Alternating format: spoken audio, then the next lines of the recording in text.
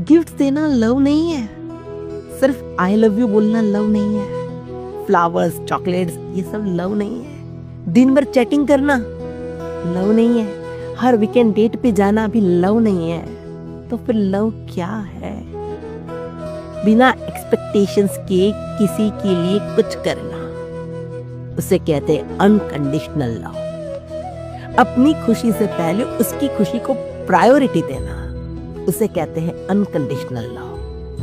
Tough time में भी साथ खड़े रहना, उसे कहते हैं सच्चा लव। आर्ग्यूमेंट में भी रिस्पेक्ट और पेशेंस रखना, उसे कहते हैं सच्चा लव।